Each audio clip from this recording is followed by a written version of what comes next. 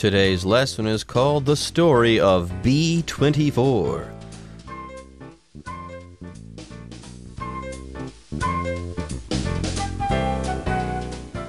Hello, everyone. My name is Jeff. My name is Roger, and today we're going to be talking about a story that was written some time ago by Arthur Conan Doyle, who is also famous for writing the Sherlock Holmes stories. And this is similar. It's kind of a crime investigation story, although not about Sherlock Holmes, but it's still very interesting to read. You could find this online easily and read it yourself. Ah, so this story was written by the Sherlock Holmes guy. Yep. How about that, Sir Arthur Conan Doyle? Famous for writing all sorts of great stories featuring Sherlock Holmes, the greatest detective who ever lived, along with his friend there, Watson. Gosh, there have been plenty of books and movies and TV shows made about this character, and I thought that Sir Arthur Conan Doyle had only written the Sherlock Holmes story, and here we have a story that he wrote that's not connected to Sherlock Holmes at all. It's called The Story of B24, and that's what we're going to be reading today. At least we'll be reading a synopsis or a summary of this particular story. Anyways, I say we get started. When we come back, we'll start reading from The Story of B24. The Story of B24. I am writing this in hopes that you can help me. I've told my story to the police, but they didn't believe me. I've presented my case before the judge, but my words fell on deaf ears. As a lawyer, only you can help prove my innocence and spare me from life imprisonment. Although I admit to being guilty of burglary, I'm not a murderer. Here I give you the true story.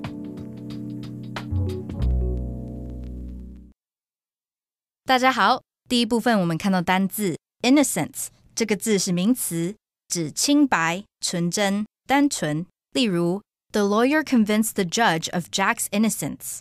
那位律师说服法官说 Jack 是无辜的。或是 Children who grow up during war lose their innocence early in life. 在战争中长大的孩子很早就失去了纯真。另外补充这个字的形容词 innocent I-N-N-O-C-E-N-T innocent 指清白的、天真的、无辜的，像是 The little boy looked at his parents with innocent eyes. 那个小男孩用天真的眼神看着爸妈。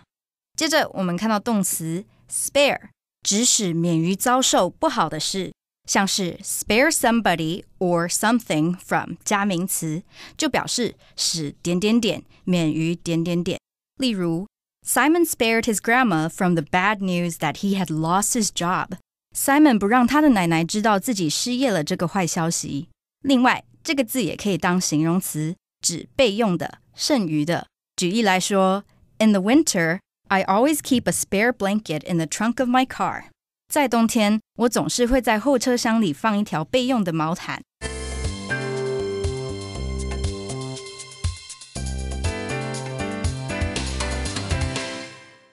Okay, so the story of B24 here is about someone who is accused of murder, and this is his story, and as you said, it's narrated in the first person. So, of course, if a story is narrated in the first person, you're going to hear the word I a lot. I did this, then I went there, then I talked to this person, etc., etc. So here, the story begins by saying, I am writing this in hopes that you can help me. Now, this is the person who has been accused of the crime, writing this on a piece of paper in the form of this story. And I believe this person is writing some sort of letter to a lawyer, to an attorney, so that this person can help him be found innocent of the crime that he is accused of. Yeah, this person is kind of desperate. They're in prison there, and they are reaching out. I am writing this in hopes, or in the hopes that you can help me, i.e., I've got hope right now. I'm hoping that you can help me, but I'm in a desperate situation. But yes, you can use this particular phrase when you're reaching out in a tough situation. You know this might not work, but you still have to do it. You're hoping that someone can come through for you. That's what's going on in this particular sentence with this particular phrase. Now, the next sentence says, I've told my story to the police, but they didn't believe me. And very often you'll hear people say this, especially people who are in jail. I've told my story to the police. I'm innocent. They didn't believe me. But maybe, just maybe, this particular person isn't a run-of-the-mill criminal. Maybe they're actually innocent. So we'll have to read this person's story to figure out how we feel about this particular person and their case. Yep, the police are no dummies. They've probably seen it all, so they think this guy is lying. He is not telling the truth. So, of course, they do not believe him.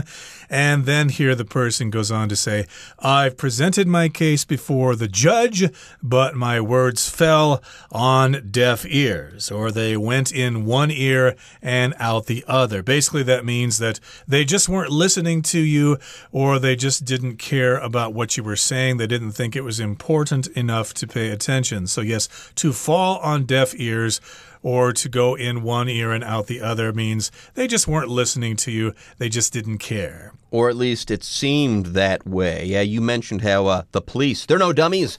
Judges, they're not dummies either. They've probably heard it all as well. So the judge sat there, emotionless, heard this person's story, and didn't react properly from this person's perspective. Now, as a lawyer, only you can help prove my innocence and spare me from life imprisonment. So this person is writing this letter to a lawyer. Please take my case. We can go back to trial, and you can prove my innocence and spare me from life imprisonment. By the way, here when you're talking about innocence, you're talking about the state of being innocent. If you are innocent, and that's the adjective, if you're innocent, you didn't do anything wrong. You're not guilty of something, okay? So innocence would be the noun, innocent would be the adjective. Right, and guilt and guilty is the same usage there. Guilt is the noun, guilty is the adjective. If you have committed the crime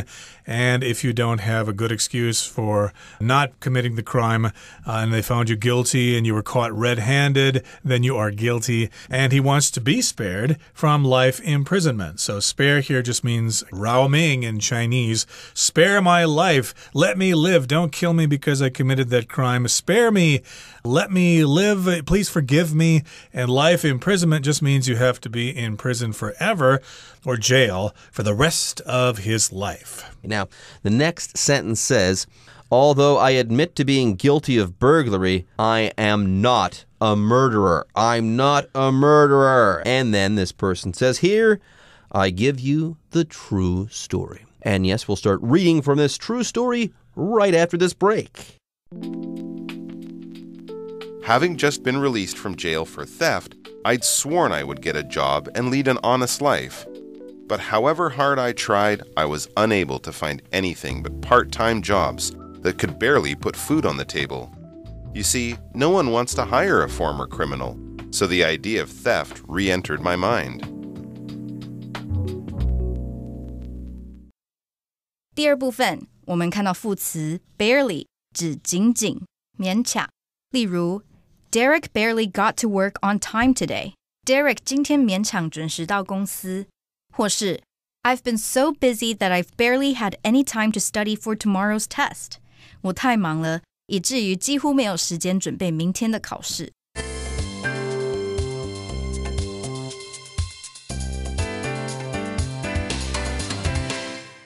All right, the first part of our story is just kind of an introduction to the story.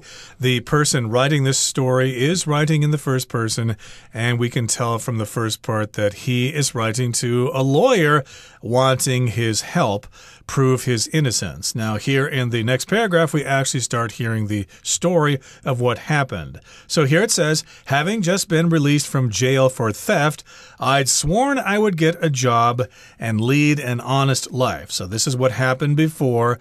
The person writing the story, the first person here, was in jail before, but then he was released from jail. He got out of jail. He served his time. He's coming home. And, of course, he had gone to jail for theft. Theft, again, is when you steal things. So this person was released from jail for theft. That's why they were in jail. And then this person said, I'd sworn I would get a job and lead an honest life. I was going to reform myself and be a better human being. But however hard I tried, I was unable to find anything but part-time jobs that could barely put food on the table. You see, no one wants to hire a former criminal, so the idea of theft re-entered my mind. So this is kind of sad. This person, they get out of jail and they've got the right intentions, okay? I don't want to be a thief anymore. I want to be a good person. I want to lead an honest life, but it's tough out there, okay? You are an ex-criminal. People know that stuff, so you can't really get a good job. You can barely even put food on the table. By the way, if you can barely do something, you're almost not managing that particular feat. So if you can barely put food on the table, it means you're making just enough money to buy yourself food and to feed yourself. Yep, to put food on the table. You could also say to make ends meet. So yeah, he can barely do that. It was difficult. You see, no one wants to hire a former criminal, as you said. So the idea of theft returned to my mind, re-entered my mind, and I had no choice but to try to steal something in order to make an honest, well, dishonest living. Okay, that brings us to the end of the second part of our lesson. Let's now listen to the third part. It so happened that one day an innkeeper told me about Mannering Hall. He said the owner of that house, old Lord Mannering, was extremely wealthy and had a collection of priceless gold medals. His beautiful young wife, an ex-actress, had married him for his money, but was now miserable in the marriage. Apparently, she was in love with another man. Listening to this story, I wasn't so interested in the couple's marital problems as I was in the gold medals.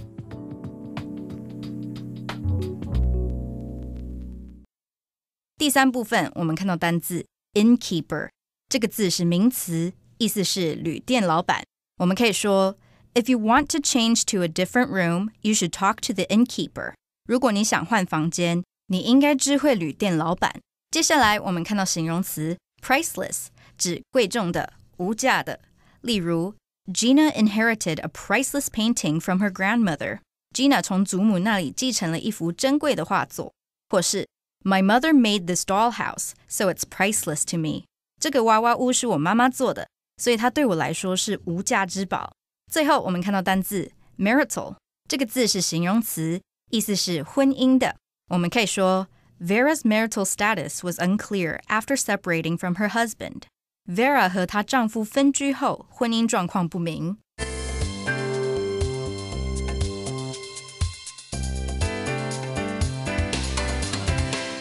Okay, so this poor guy, he's trying to make good, all right?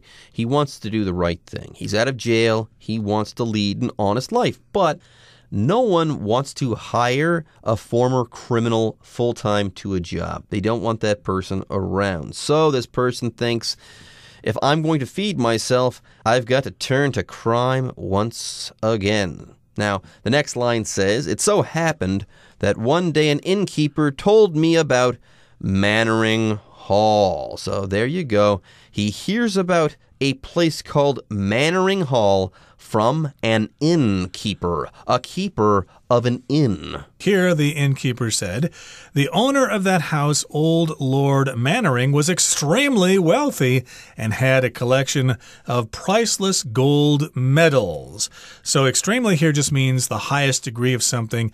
You could say, well, I'm angry. I'm very angry. I'm extremely angry. Extremely just means you're the most you can be of something. There you go. So this person, Lord Mannering, was extremely wealthy and had a collection of priceless gold medals. So there you go. Plenty of cash, plenty of gold, and also these priceless gold medals. These gold medals, the way that they were made or fashioned, well, you couldn't put a price on them. They're so valuable that they could fetch any price at auction, let's say. You can't put a defined price on it because they're priceless. Like I've heard the Mona Lisa, that painting the Mona Lisa is priceless, okay? You can't buy it because no one is going to sell it. No one can sell it because you can't put a price tag on it. It's priceless. It's priceless, exactly. And these are gold medals, okay? I don't think this means that Lord Mannering was an athlete and won these gold medals in the Olympics.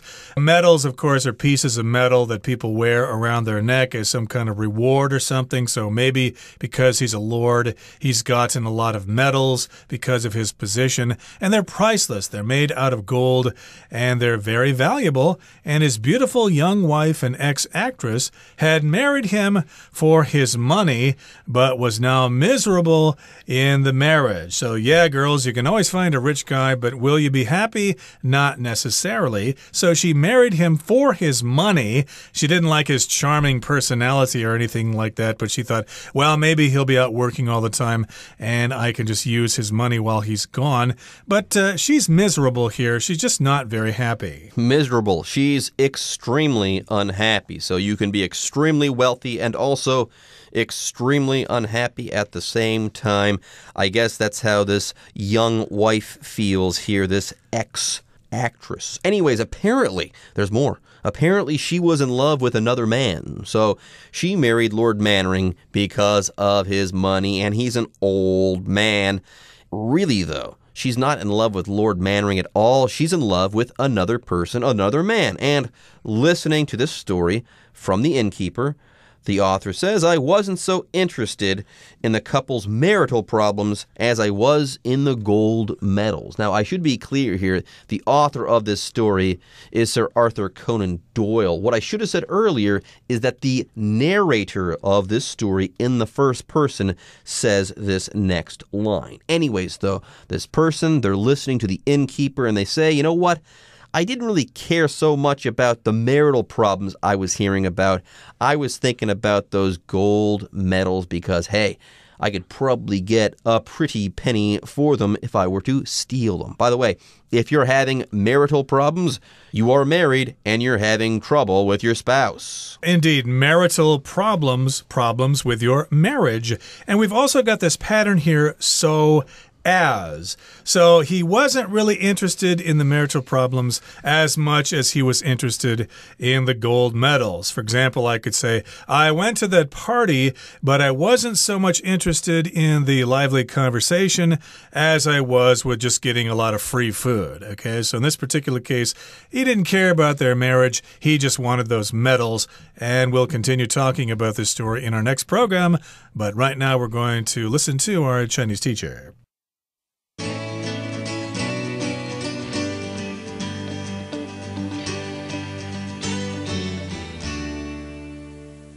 各位同学大家好，我是 Hanny。 我们来看今天的文法重点。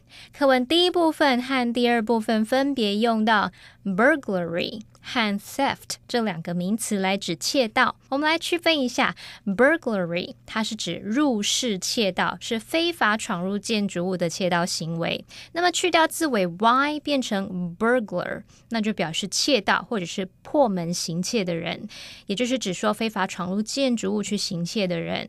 那么 theft 它是指窃盗、窃盗罪或是偷窃的行为。它的相关词性 thief 是指小偷，那这是指说暗中偷取别人财物的人哦。好，那么至于 robbery 它是指抢劫抢案，我们去掉字尾 y 变成 robber， 这是指强盗，那这就是指用武力胁迫去抢夺财物的人，所以这三种是有所差别的哦。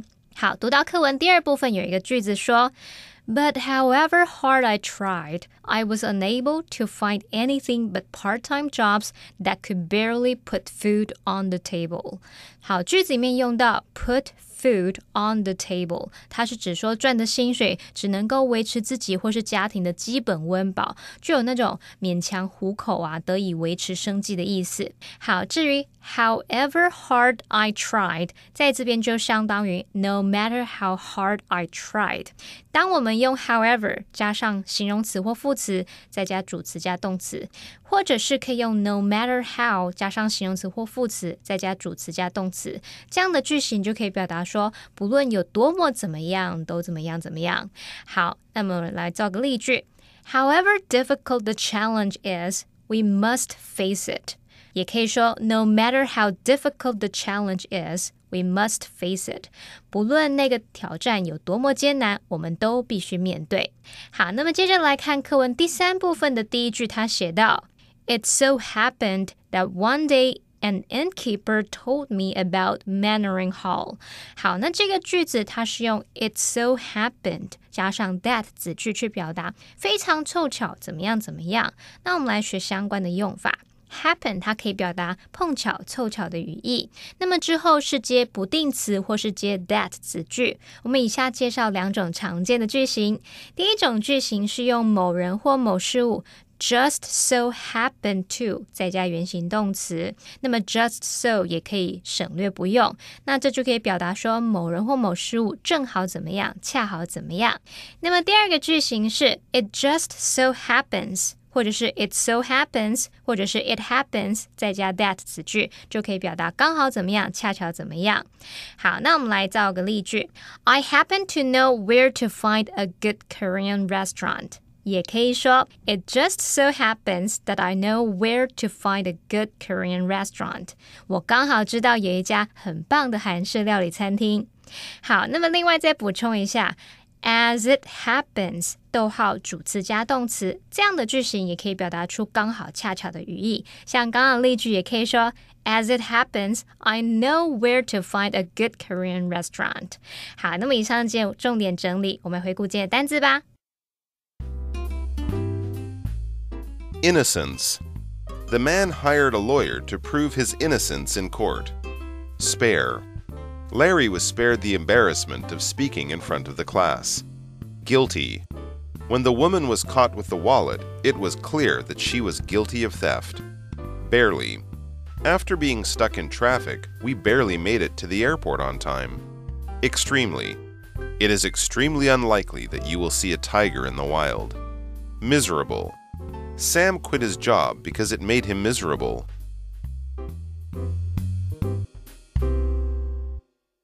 Okay, everyone. With that, today's article is now complete. But, as always, we sure hope that you guys have enjoyed reading along with us. Anyways, I'm Jeff. I am Roger. See you next time.